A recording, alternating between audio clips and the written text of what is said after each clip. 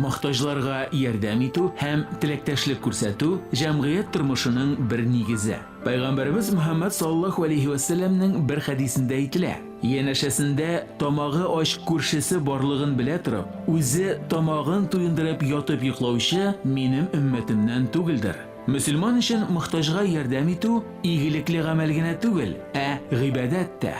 Изге Коръәннең Бакара сүрәсенең 83-нче аятында әйтелә: намазларыгызны вакытында үтәгез һәм зәкат садакаларыгызны бирегез. Зәкат исламның 3нче баганасы, мөселманның вазифасы. Зәкат буларак бирелә торган садака мохтаҗларга, аз керемле гаиләләргә, инвалидларга тапшырыла.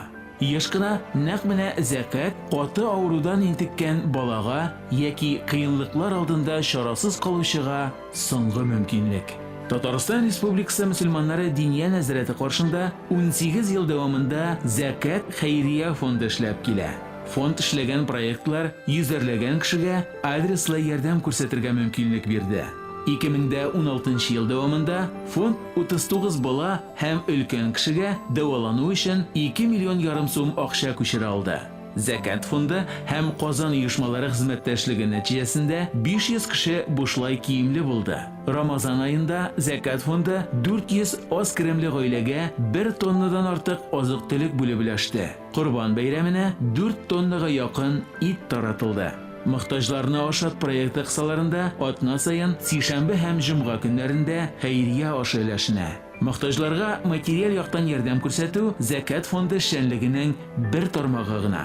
Фонд Гаврош социаль приютында тәрбияләнүчеләр, республика балалар психоневрологик шифаханәсендә дәваланучылар өчен иҗади осталык дәресләре уздыра.